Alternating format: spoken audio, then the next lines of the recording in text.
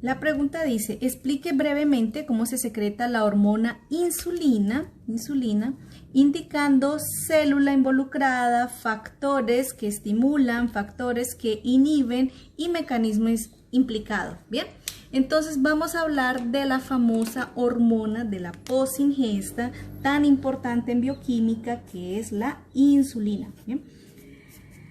La insulina, entonces, es una hormona que sabemos, ¿no?, que ella es secretada por las células beta del páncreas. Bien, entonces dibujemos, este es el páncreas. Bien, entonces acá tenemos las famosas células betas de los islotes de Langerhans pancreáticos, bien, que ellos secretan insulina. Bien, la verdad, esta insulina, ella se secreta como una prohormona. Bien, o sea, primero ella se encuentra dentro de unos gránulos de la célula beta del páncreas como proinsulina, y luego ella es clivada a insulina y a péptido C. Bien, ese péptido C, justamente por eso él tiene una utilidad en el laboratorio, porque él sirve como marcador de secreción endógena de insulina. Bien, entonces vamos respondiendo acá.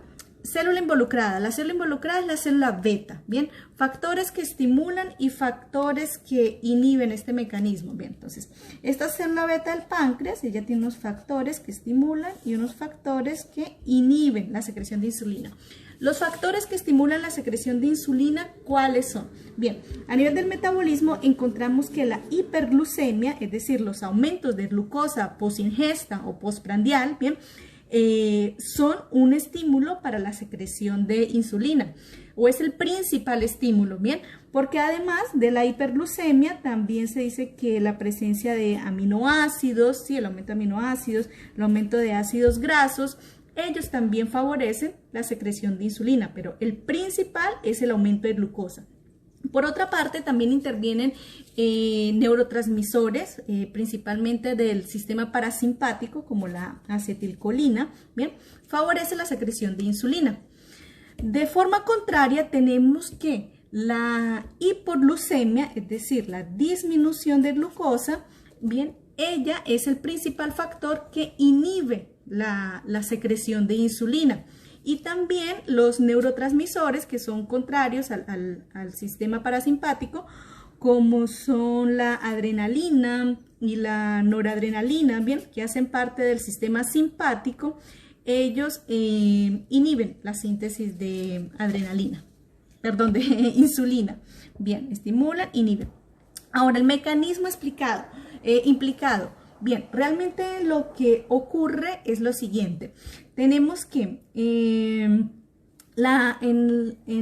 posingesta, ¿cierto?, la glucosa ingresa a la célula beta del páncreas, o sea, tenemos en posingesta, tenemos glucosa en sangre, ¿cierto? Tenemos glucosa en sangre. Esa glucosa ingresa a través del transportador GLUT2 a la célula beta del páncreas.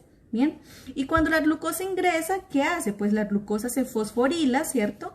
Y la glucosa hace glucólisis. Entonces esto va a ir a la formación de piruvato, que luego va a formar acetil-CoA, ciclo de Krebs, cadena respiratoria, fosforilación oxidativa, en fin. Todo es la presencia de glucosa en la célula beta del páncreas favorece el aumento de ATP. Bien. Y ese ATP va a actuar sobre unos canales de potasio, inhibiéndolos, ¿sí? Inhibe unos canales de potasio sensibles al ATP, y eso a su vez también va a favorecer la activación de otros canales, que son los canales de calcio. Entonces, el aumento de calcio a nivel del citoplasma de la célula beta del páncreas es que favorece la secreción de esos gránulos que contienen insulina, ¿cierto? Porque recordemos que siempre que aumente el calcio dentro de la célula, algo se mueve, ¿cierto? O sea, se genera la contracción, ¿bien? Entonces, en este caso se genera la contracción de proteínas del citoesqueleto que favorecen la secreción de los gránulos que contienen esta proinsulina, ¿bien? Ese mecanismo que nos están preguntando acá realmente va direccionado hacia la explicación del famoso patrón bifásico de secreción de insulina. Bien, porque específicamente esa secreción de insulina se da en dos fases o en dos picos, ¿bien? Así, si graficamos, acá tenemos el tiempo y acá tenemos la concentración de insulina, ¿bien? Podemos hacer una gráfica como de esta forma, así más o menos, ¿bien?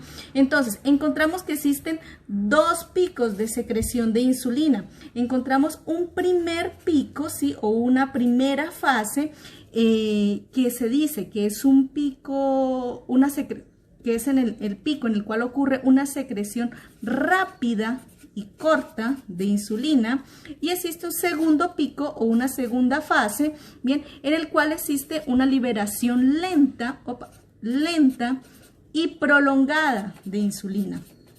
Bien, es así.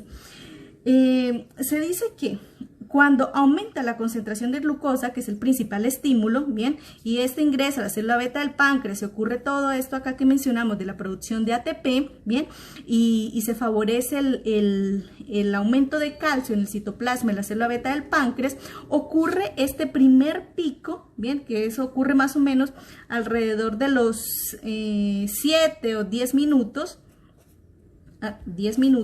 bien, en el cual se libera esa proinsulina, ¿sí? Se libera esa proinsulina que se encuentra almacenada en los gránulos que se encuentran cerca de la membrana, ¿sí? Cerca de la membrana para ser secretados. Entonces, aquí ocurre una liberación de insulina preformada en este primer pico, ese primer pico rápido. Solo que esa secreción de insulina es corta, ¿sí? Se dice que ella dura alrededor de unos 10 minutos, ¿bien? Y luego entonces disminuye nuevamente.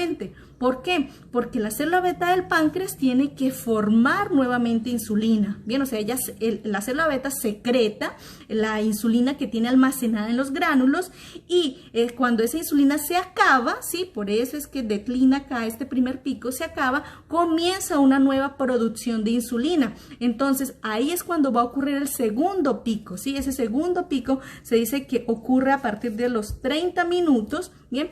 Que por eso se dice que es más lento, ¿sí? Porque el anterior ocurría entre los 5 y 7 minutos, ¿bien?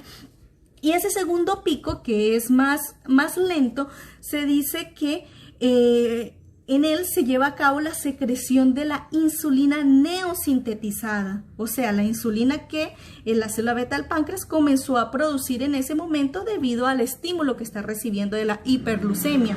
Ese segundo pico, en contraparte con el primero, se dice que él es más prolongado, o sea, él es más duradero.